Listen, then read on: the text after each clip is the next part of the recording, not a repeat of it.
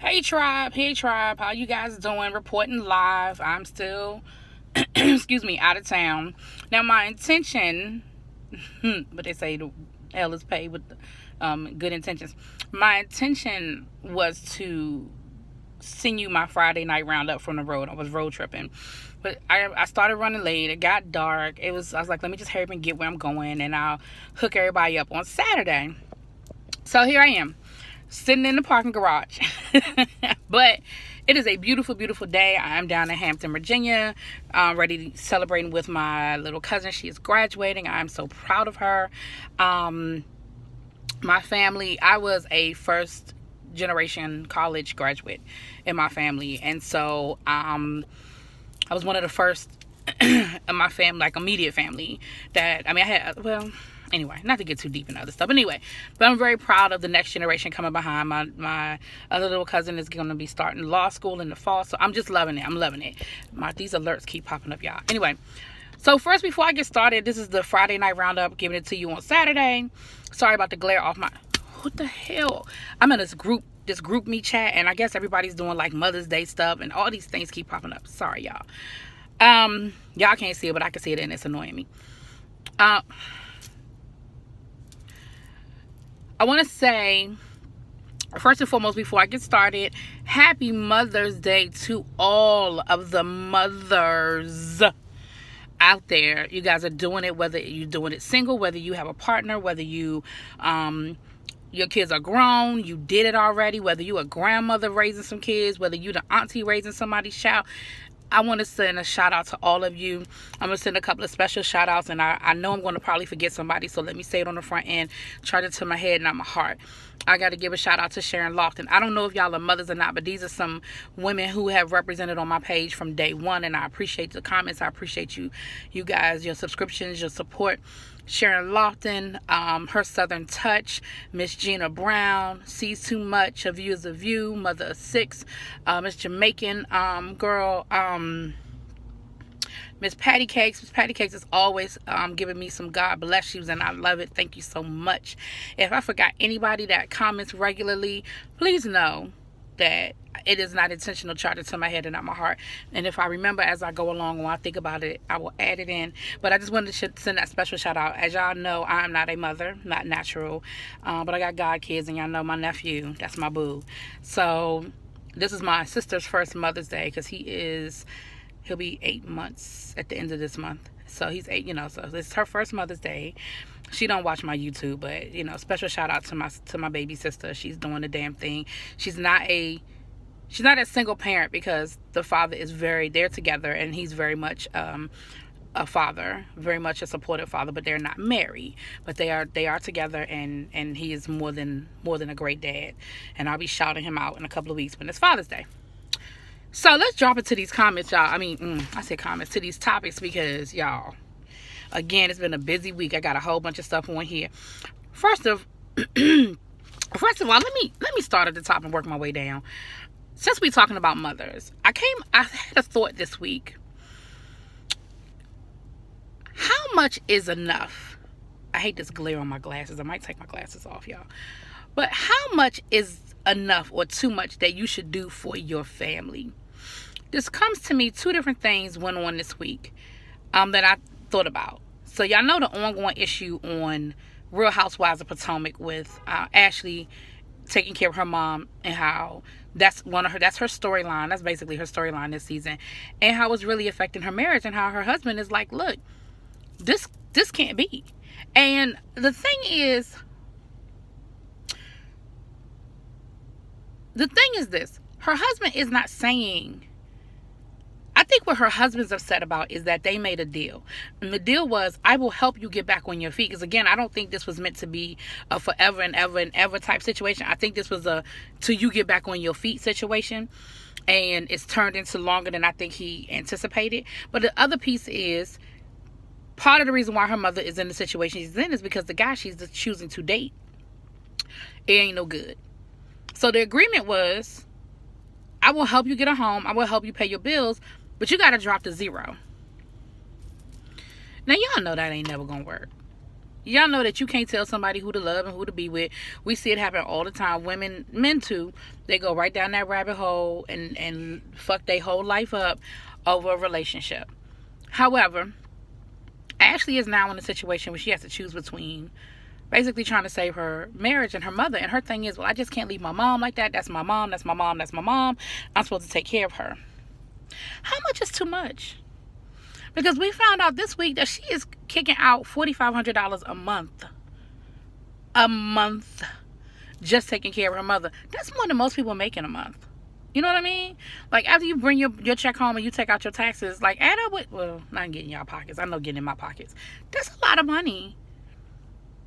Has Ashley done her part? Because this has been going on for over a year now. Has Ashley done enough? The other thing that came up this week was the Blac Chyna situation with her mom. And her mom going all on Instagram talking about how China don't help her with her bills and how she won't let her see her grandkids and this, that, and the other. Is that really Blac Chyna's job to take care of her mom? I'm asking. I'm asking. I know for me, I would never want to see my mom homeless. I would never see my mom homeless. Like, I ain't going to be living, I ain't going to have a roof over my head and my mother not have one. I'm not talking about that kind of stuff. But I'm talking about maintaining lifestyles. I'm talking about, because again, the house, Ashley's mother's mortgage is $3,000. That's a nice ass house. Now, granted, cost of living in DC ain't cheap, and you know, I'm not saying that that's a mansion in DC, because it ain't. It don't necessarily have to be a mansion. However, it is a nice house. $3,000 a month. That's a really nice home. So again, taking care of somebody versus helping them maintain a lifestyle, that's two different things. So my question is, how much is enough? I know in my opinion, I would help my mom, certainly. But in Ashley's case, I've already said what I have to say on my videos. Take your little sister and let your mama do what she's going to do. She is a grown-ass woman. She's not somebody who's hit hard times, and she's making very conscious decisions to be with the man who ain't shit. And she says she ain't leaving him. So, if your mama want to go out there and live in that tent, let her live in the tent. Take your little sister and let the grown folk do what the grown folk gonna do. As far as Blac Chyna and Tokyo, what's her mama name? Tokyo? See, they from DC, so I got a little bit of insight. I know where they grew up. I don't know them, but you know. I think Tokyo has taken advantage, excuse me, y'all. I think Tokyo has taken advantage of Blac Chyna's notoriety in these last few years. And I do think she has created a lifestyle that she expects Blac Chyna to help her maintain. And Blac Chyna either is not willing to or cannot. Because remember, Blac Chyna's financial situation has drastically changed as well. Catch it. So that's my 2 cents on that. Y'all drop it in the comments. Y'all let me know what y'all think. The other thing, since we on women, let's stay on women for a minute. First of all, I want to say that I neglected to put in my review for Love and Hip Hop Atlanta. Girl, I was so caught up on that drama and that fight at the club, I forgot all about the little scene with Dom and her mom reconciling and really coming to a meeting of the minds and an understanding. And I thought that was really sweet. Like I told you, I have loved Dom's transformation. She has just gone from a caterpillar to a butterfly right before our eyes. She's always been gorgeous, but just her demeanor has made her just such a beautiful, beautiful person. I'm so happy for her. I hope that Love and Hip Hop does not drop her because she doesn't have a major storyline like her. I think her getting pregnant and falling in love has really calmed her down, but in a good way. But I think we just need to see more of that. So I hope they don't phase her character out. You know what I mean? But Sean, her boyfriend, who I like that man, he paid for her mom to come to Atlanta to see her. And he sent her there because he was like, y'all really need to talk and y'all really need to reconcile. Y'all really need to figure this out.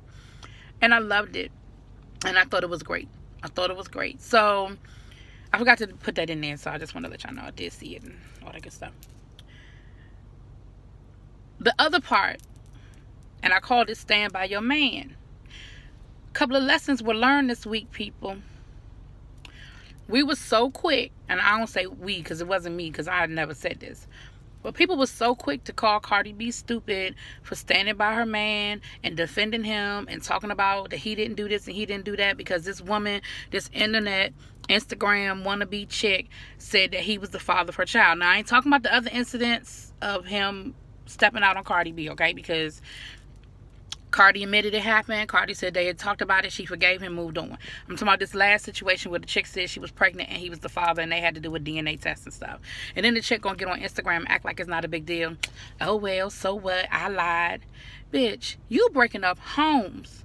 That's not cute. These people these young girls are so quick to find notoriety and fame in any way they can. They don't care what they're doing. They don't care about the carnage that they're causing in the interim. To them, these people are just celebrities, just names. These are people's lives. This young lady, Cardi, is pregnant in a very vulnerable situation between instant fame and dealing with that and who are your real friends and who are not your friends. We're gonna get to friends in a minute, but who are your real friends and who are not your friends. And then she got to deal with this bullshit, and then you acting like it wasn't a big deal. Then we had the Teyanna Taylor situation with Amani Shumpert. Everybody had them divorced and separated. Teyanna came up on her Instagram and was like, nah, boo, that's still my dick, and I ain't trying to be crass, but that's how she roll. Okay, she was like, no, we good. Come to find out, that chick was lying. It is something, it's not always a situation where women are being stupid when they choose to stand by their man. Okay? First of all, we don't know what's going on in people's households. By the time these stories hit the internet, we don't know what conversations have already been had between the main characters. We don't know what Teyanna Taylor knew, what Amani Shumpert already knew, and how that situation had already broken down. But the blogs had them already divorced, had the show being canceled, all this stuff I read. Come to find out, it was already the season finale. They only had 6 episodes, y'all. If you pay attention, think about back to Beauty Bar. Usually when networks order shows, they order 6 episodes, especially reality, to see how it's going to go. And then they'll add more episodes or then they'll extend it. But that was the natural finale of that show. They didn't do no rush in because of this bullshit. And then come to find out the chick is lying. It is something to be said about standing by your man. I ain't say stand by stupid. But just because somebody makes the accusation that your man is cheating doesn't mean it's true. And should you not give the benefit of the doubt to the person you're sleeping with? You're going to automatically believe some Instagram hoe? Should you not give the benefit of the doubt to the man you stood before God and said to love, to hold, till death do us part, and sickness and death and poor and all that good, those vows y'all take? Should we not? That's bullshit. So I'm applauding, I can't clap, but I'm applauding Teyanna. I'm applauding Cardi, because at the end of the day, we see what came, that the trash was brought out in the wash. That didn't even make sense. But the trash was taken out. And these women were lying, trying to break up these happy homes. That's real fucked up. There's the families we talking about. These are kids in here. Y'all need to stop that bullshit. On the subject of friends, Kevin Hart found out who his friends were, didn't he? Again, I'm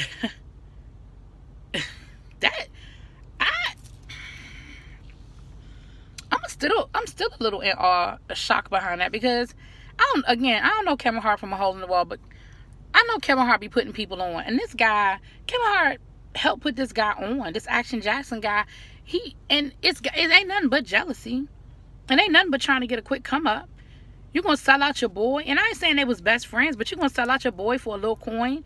You're trying to extort him for a couple of thousand, hundred. I don't know how much he was even asking for. And Kevin Hart pulled the okie doke on your ass, because what you thought he would be so embarrassed, and his wife was pregnant and all of that he wouldn't want it to come out, that he would just pay. And that would be the end of it. What you didn't realize is that Kevin was like, look, what you not going to do? Like, I'll take the hit. And I'll deal with the consequences. But what you're not going to do, you're not going to steal my money. You're not going to extort me. You're not going to blackmail me into giving you my money. And then he turned that shit over to the FBI, and the FBI found your ass. And you probably was still smiling in his nigga face. Excuse me. You was probably still smiling all up in his face. See? What's done in the dark will come to the light, boo. It's going to come to the light. Excuse me. Little update on the mute R. Kelly. Looks like Spotify is going to take his music down. I applaud it. Thank you. Great. Good to know. I don't really listen to Spotify. Do I do Spotify? Maybe I'm still old school. I still be on Pandora. Is that old school? Is Pandora the old thing? Spotify the new thing? I know Spotify and all that, but I don't really do Spotify. Um, it's Mother's Day, but it's also a graduation season. I'm down in Hampton for a graduation, so I want to congratulate all the graduates. Those of you that are in school, you stick in there because it's gonna come through, boo. It's gonna come through. It's a rough road, but you'll get there. I'm sitting on 3 degrees, so I know it's a rough road. About to start a 4th, so it's a rough road. But you'll get there, boo, and it's worth it. It ain't worth these student loans, but the accomplishment is worth it. All right. Last 2 topics. Because the one topic I want to end with. This whole Chris Brown thing that came up. Well, no, it's a couple more topics. Anyway, I'm going to make this quick. The whole Chris Brown thing that came up.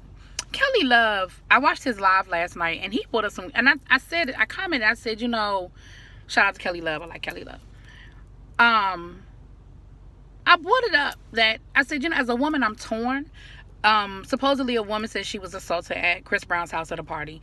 I don't believe she said Chris Brown did it. She said some of his friends locked her in a room and forced her, that they raped her, and they forced her to perform oral sex with a woman, and then come to find out the woman was menstruating, which I don't even want to go down that road.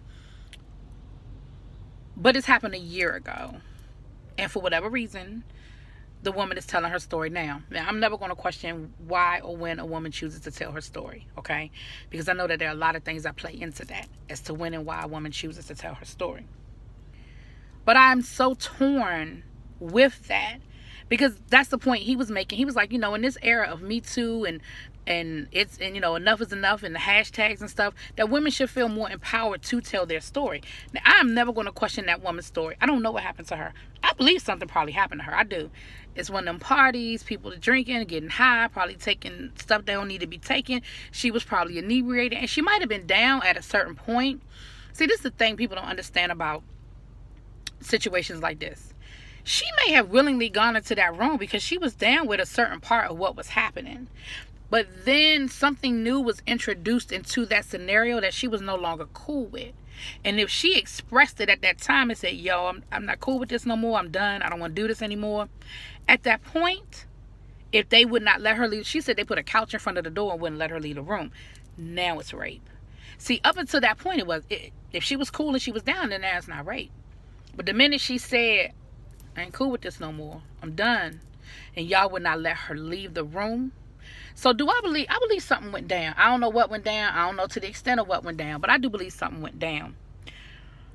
And I'm just going to leave it at that because I really ain't been a Chris Brown fan since the whole Rihanna situation. And I know people can rehabilitate themselves. I know people can grow and all that good stuff.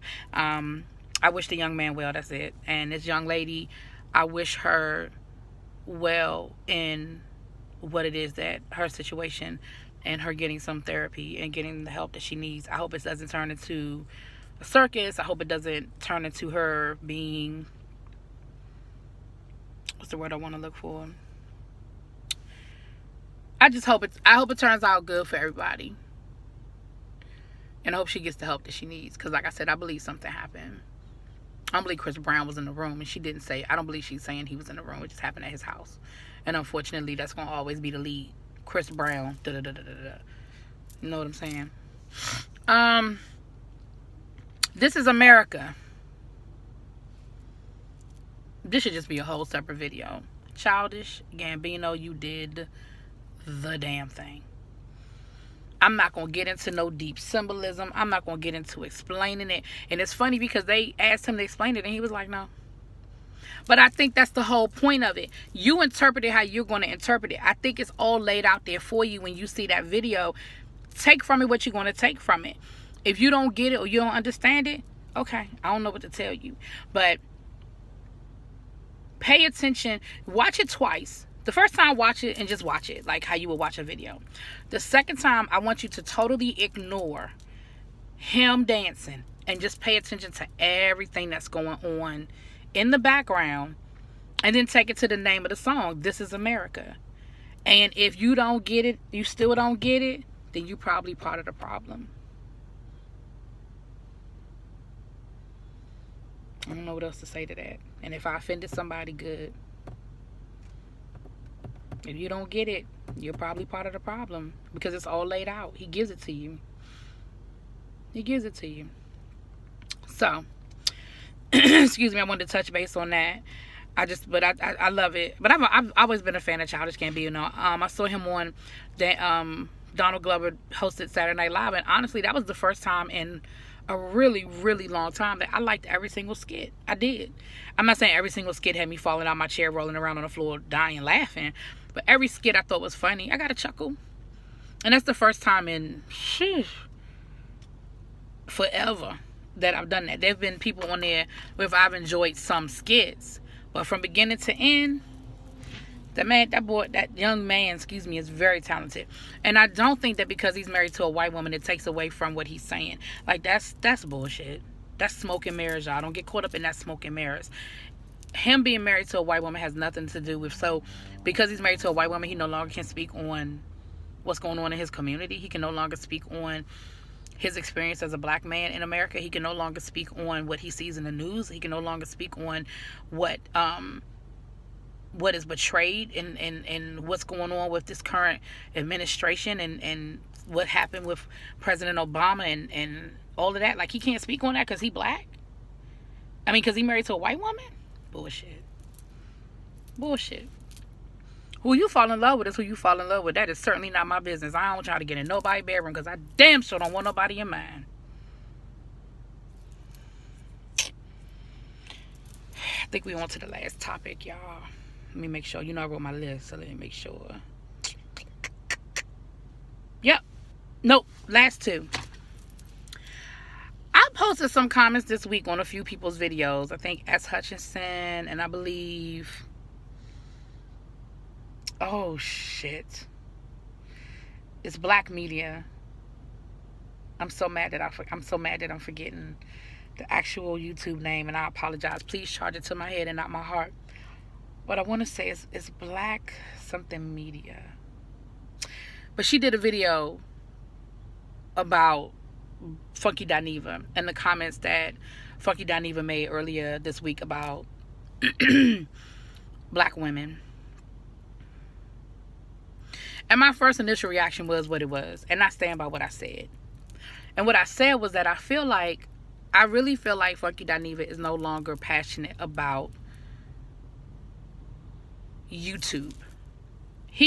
Funky Dineva was the first YouTuber. I didn't know nothing about this world of YouTube doing videos and movie reviews and TV reviews and stuff. And I think I said this before. I had used social media. I mean, I had used YouTube, specifically for education purposes. I would find video clips to show my kids on different things that happen in history, there are a lot of different things on there for historical. I'm a social studies teacher. Well, was a social studies teacher. Anyway, in education, and that's where my foundation is, in social studies. And that is where I started. A friend of mine introduced me to Funky Dineva, and I was like, okay, and I enjoyed, this was years ago. This was the first, I'm going to tell you when it was. It was the first season that Jocelyn Hernandez was on Love and Hip Hop. So what was that, the second year that Love and Hip Hop was on? Because I don't think she was on the first season. But it was when she was still Stevie's artist, and he was still with Mimi, and that's when that whole threesome thing was going on. That's when it happened. Because I remember the reviews. And I think he was actually on the reunion show that year or something like that. So I've been watching Funky Dineva for a while. And for a long time, he was very inconsistent. He was going through his own personal issues, which, again, not my business. And he's been pretty open about some things, and going on. And then, I had his back through the whole Michelle Brown situation because I just felt like the way it went down was fucked up. You know what I'm saying? Like, I get it from a business point of view where she was coming from. But if y'all were friends and he was dealing with the death of his mom and some other things going on, I just think the way the whole thing went down. So I was sort of team Funky Dineva through that whole situation. He had a lot of great things going on last year. And then he started dropping his videos again. He was like, y'all, I'm not going to let the video thing fall by the wayside. I'm back on it. I'm back here. And got real consistent, right? Now it seems like he's starting to try to get into some other topics. And from time to time, he had done this in the past. But some of the topics that he's dropping, I feel like they're for clicks. I feel like he's trying to be controversial, and I feel like he's trying to build up the conversation. I just don't know if it's for the right reasons. I don't know if it's because he's really trying to create the conversation and create the debate, or if it's just clickbait. I don't know. And I like Funky Dineva, I really do, but I just feel like his videos the last few months have just not been as passionate. And I don't know if he's just lost the passion for this. I don't know if there's other things going on. I don't know what it is. But I'm a fan and I've been a fan. So I just want to address. I may